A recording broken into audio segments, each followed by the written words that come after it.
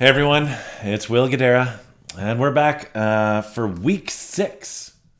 6 weeks later, still in the same room, still wearing the same shirt, but this week, actually, very exciting stuff, had an opportunity to leave the house and to put on a suit for the first time in months.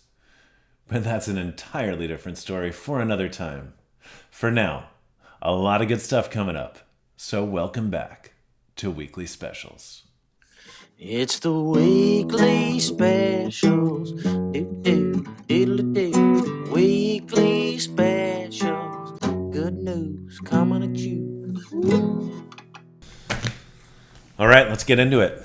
Because in the last week or so, more and more restaurants across the country and around the world have slowly started opening their doors again. And with those reopenings have come some crazy, radical, and quite frankly, outrageous and absurd ideas as people implement changes in their restaurants that people can dine more safely. Listen, restaurants navigated the last few months doing takeout and delivery with creativity, thoughtfulness, and a unique try-anything mentality. And it's already clear that as people open up their dining rooms again, it's going to be no different. I was talking to my friend, a former Welcome Conference speaker, Simon Sinek, the other day, about this very idea. And he shared with me how he and his team approached the process of reinventing their company. I was pretty inspired and wanted to share it with you. So he gathered his entire team together, noting that the best ideas always come when you gather people from all levels of the organization together to brainstorm as a collective, and asked each of them to come up with 15 ideas on how to change the company. My initial response was, 15? Dude, that's a lot of ideas. But he was intentional about that number. See, he said that the first bunch of ideas that each person comes up with are always going to be shared among many team members. They're the most obvious ideas. But once you get to idea 9, 10, 11, and you're having a hard time coming up with anything else, that's when you can hit the jackpot. That's when you come up with the crazy and sometimes ridiculous ideas that might just be brilliant. Those are the ideas that can change the game. The restaurants we featured today are digging deep so that they can make serving people in their dining rooms again a reality. This is an homage to the courageous operators embracing those far-fetched ideas so that they can continue to do what they love. And I have loved seeing what they came up with. So here we go. In Ohio, co-owner Kim Shapiro hung shower curtains in between each of her tables at her restaurant Twisted Citrus. The curtains are clear, so guests still feel connected while still having a safety barrier between them. It's amazing. In Amsterdam, images of Mediamatic ETEN's solution took a viral turn. The restaurant, located in a greenhouse on the waterfront, built individual greenhouses on the river for guests to dine in. In looking inwards at what made their restaurant unique, they were able to create an experience that feels at once familiar, wildly innovative, and most of all safe. And guess what? People seem to love it. Reservations are already sold out for the next month and a half. Meanwhile, over in Madrid, one company has been fabricating plastic boxes to be placed around individual tables inside restaurants, creating a sort of unpoppable bubble around each dining group. Here in the States, many restaurants are getting ready to reopen, but with severe occupancy restrictions, where depending on what city you're in, restaurants are only able to operate at 50% or even 25% occupancy. That's better than nothing, but difficult from a business perspective, and as importantly, from a guest perspective. Because half-empty dining rooms can feel like a slow Monday night every night. But two restaurants, the Inn at Little Washington in Virginia and Sunnyside, a mom and pop shop in Rhode Island, got creative when it came to figuring that second part out. Okay, imagine the brainstorming session that had to happen before reopening. You're sitting down with your team, 4 espressos deep, asking yourself, how do I make guests feel less alone, when suddenly the idea hits you? Mannequins! Yep. That's right, folks. I said mannequins. The Inn at Little Washington, a 3 Michelin star restaurant, is filling half of its dining room with mannequins dining together, dressed in their finest 1940s threads, accessorized with glasses, makeup, styled hair, and jewelry. It's one of those things you have to see to believe. And in Rhode Island, couple Jason and Kelly Oliver raided their basement for any and every holiday decoration that resembled a human. Diners at Sunnyside might be sitting next to Santa, scarecrows, a wicked witch, or even a snowman. With safety as the priority, both the Inn at Little Washington and Sunnyside have managed to set up a plan that allows them to reopen their doors and provide a full dining room experience, each in their own fun and playful and signature way. Perhaps one of the greatest American staples, the diner, is also going back in history in order to move forward. Bel Aire Diner in Queens, New York, turned itself into a drive-in movie theater. Guests can now get their tuna melts and BLTs delivered straight to their car while they watch classics like Dirty Dancing or Grease. And a New Hampshire roundabout diner took a step back to the 1950s, turning their servers into car hops, taking diner classics to window trays attached to each diner's car door. So there we have it. 7 examples of restaurants creating a new normal, diving headfirst into innovation in an effort to move ahead, to get back to doing what they love doing most, welcoming guests into their home, nourishing them with food, and nurturing them with hospitality. This goes out to all of you who look at each option as viable, who are willing to try nearly anything, who look at the impossible as possible. Keep doing what you do. Keep doing what you love. And now, for a very special interview with our friend Steve Palmer of Ben's Friends and the Indigo Road Hospitality Group. He'll be interviewed by Anthony Rudolf, who I co-founded the Welcome Conference with 7 years ago. He also happens to be our incredible editor, making every episode of this show special as they are, and is usually on the other side of the camera. But today, he comes out from behind his computer screen for this very special conversation. With that, I'll pass it over to him. Take it away, Anthony.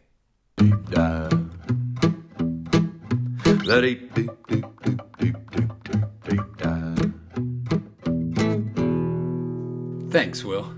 I mean, even though I can add video editing, Final Cut Pro, and basically television production expert to my list of credentials, it's so nice to be out from behind my monitor and here with you in front of, my monitor. Look, it's inescapable. And this virtual world is just bizarre. It is working for some, though. You see, a few weeks back, I celebrated my 14th year of sobriety at a virtual meeting with Steve Palmer and Mickey Baxt, co-founders of Ben's Friends. Ben's Friends is an organization and support group for restaurant professionals struggling with addiction. It was founded in the wake of their dear friend, chef, and partner Ben Murray's suicide in 2016. Now, while on the surface, this segment is a bit heavy and might not seem like a tidbit that will make you smile, it really does have a silver lining. See, thousands of restaurant professionals are finding sobriety in this very discomforting time. My interview with Steve starts with him taking us back to that fateful day in 2016. I remember exactly where I was. It was a Friday night in the summer, late summer of 16. I was actually in Greenville, South Carolina, and the phone rang, and it was the owner of the hotel where we had been putting up Ben. Ben was helping us open a restaurant remotely, and he said Ben Murray has shot himself and is on the way to the hospital. And I was probably 3 hours away, and I just got in the car and started driving. I just remember being in the hospital. I wasn't family, so they couldn't technically relay any information. And the nurse had tears in her eyes, and she just kept saying, "He's no longer here." And so I knew what that meant. I had no idea he was struggling. I had no idea he was hurting. I had no idea that this was even Ben was not a depressed person. He was not. I think he ran out of hope. But I would not say he was someone that battled depression. And I can remember driving home to Charleston. It was 2 hours. So I got back in the car and I was just crying, and sounds strange, but I was talking out loud as if Ben were there. And I was trying to make sense of it. And I remember thinking, like, I have to do something. That desire to help has always been in our DNA. Ben's friends started small, and it was just you bringing a group together. You and Mickey bringing a group together in Charleston. You know, at that point, I had been sober 15 years, but early sobriety for me in the restaurant business in 01, 02 was very lonely. Mickey didn't live here in Charleston yet. I didn't know anybody who didn't drink and work in the business. So it was incredibly lonely. And it wasn't like from a self-pitying point of view. I mean, I was resolved that I was going to get sober, and I was resolved that I still loved the restaurant business. But they're just that kind of like conversation we're having right now in 2001 was nowhere. How much of that do you think was for you and Mickey going through sobriety yourself? I would meet lots of restaurant people that would go to their first 12-step meeting or their first whatever. And one of the first things they were told was, you need to get out of the restaurant business. So I think Mickey and I were two people that had managed to stay sober, and not only stay sober, thrive and love and enjoy and prosper. And we really wanted that message to come across, you know, as you said, as part of this evolution of us becoming like a real profession. It's like, hey, you don't have to go out 7 nights a week and work in the industry. You can be something more than that. And I also think, listen, we all crave community, right? That's why we're in the restaurant business. I mean, we crave it. So I think we were building it for other people, but certainly for ourselves. I mean, we had no idea that what has happened would happen. We just, a year before Ben killed himself, we had breakfast. We used to get together every Saturday morning at 8 o'clock and have breakfast. And we said, let's start a 12-step meeting for F&B people. And then the week later, we came back to the same breakfast and said, we're too busy. You know, and so it had been on our minds. When Ben killed himself, like, to me, there was like, there's no choice. We're doing this. We really felt like we needed to be a loud voice about this subject so that people like Ben, so that we could make it okay to not be okay. And that was, you know, that people would feel safe. And so now this is the first really hard time in the last 4 years, at least on a national level. Yes. How are you seeing Ben's friends show up? How are you seeing it work? It's unbelievable. It's thriving. We said, okay, we'll do a meeting every day nationally. All the local meetings across the country still have their same times, but we knew that isolation is both a trigger for relapse and, you know, recovery is about community, right? It's not about doing it alone. It's about we. And so we felt like we needed to really lean in. So we started these national meetings every day. We have a chair from a different city every day. And they are just unbelievable how many people are on the calls. And there are people from Chicago and New Orleans and Sonoma, California that have never been to a Ben's Friends, and yet they've found out. And then there's people with 2 days of sobriety. There are people with no days of sobriety that are trying to figure this out on Zoom, which blows my mind. It's in times like this when culture is tested. Yes. Culture's easy when you're busy. Culture's easy when you're thriving. When shit hits the fan, culture's hard. And the way that you guys pivoted online was really remarkable. How do you think the community today would have helped you back in 2001? Oh, immensely. I mean, I would have had more hope. I would have had less fear. Ben's Friends has changed my life. It has given me a meaning and a purpose that I can't possibly describe, but don't take my word for it. Let my friends tell you why. Hi, Mickey Bax, co-founder of Ben's Friends in Charleston, South Carolina. Sobriety to me is magic. Sobriety is integrity. Hi, I'm Philip Spear from Ben's Friends in Austin, Texas. Sobriety to me is power. Hey, I'm Mackenzie from Charleston, South Carolina, and for me, sobriety is freedom. This is Andy from Columbus, Ohio, and sobriety to me is choice. Hi, this is David from Ben's Friends Seattle. For me, sobriety is peace. Christine from Charleston, South Carolina. Sobriety to me is a new perspective. Hi, my name is Kate Willman. I am from Ben's Friends in Seattle, and sobriety to me is freedom. Hi, I'm Desiree Kinker in Charlotte, North Carolina. Sobriety to me is everything. Anthony Rudolf, New York City. Sobriety to me is showing up today for a better tomorrow. Will, back to you. Man, I loved that. And I love that we're taking the time to focus on all the things that are important right now. And there are a lot of things that are important. Thank you, Anthony, for telling that story. And thank you, Steve, for the work that you're doing. And now, we're going to kick it over to our field correspondent and my good friend, Ben Leventhal, with This Week in Jose. Here comes the week in Jose. Everything is okay, 'cause it's a week in Jose. So friends, coming out of last week's interview, I think we can all agree there remains an incredibly pressing question. And that question is, what in fact does a day in the life of José Andrés really look like?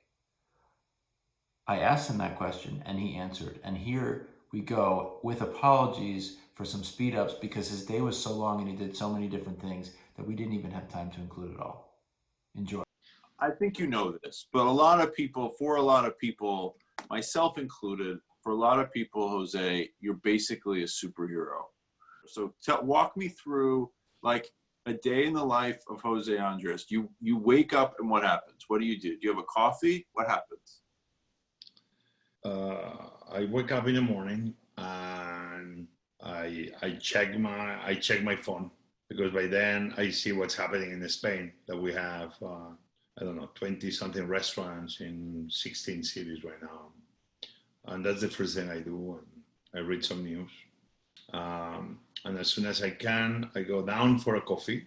That usually my wife or my daughters have done. But usually it's happening around 7:30 in the morning. Even some days it'll be 9 o'clock if I go bed too late. But usually it's happening earlier. And then after the coffee, I try to have 1 hour to do elliptical. And right now I'm watching The Sopranos. I'll get on my car and I'll try to go to the Nationals, which we have a big kitchen that we do 12,000 meals a day. I may stop in the house of a friend. I think it's very good sometimes you stop in the house of a friend. I've been stopping sometimes in MacArthur Boulevard. There is this Blackies seafood market that they do a very good job with fresh seafood, and I may buy some seafood, and I always buy to 2 or 3 or 4 friends, and I drop some in their door so they have some fresh fish that seems now is becoming a high commodity. And in my way, I will deliver food to NIH with my daughters. It's a children's hospital there. I may take care of my garden a little bit. By then, I will come back and I have asparagus now. I'm very, very happy. And then I will do bread. I will do the mix with my sourdough. I will refeed the sourdough before I take some out, make the initial mix, and then start making 1 or 2 loaves of bread. And we sit down for dinner. We open a bottle of wine. Sometimes Paul Greco or others will do in call to teach us about one particular region. Jacques Pepin gave them a class the other day about French omelette. That's it, and then I go bed, and it can be 1, and then here we go again.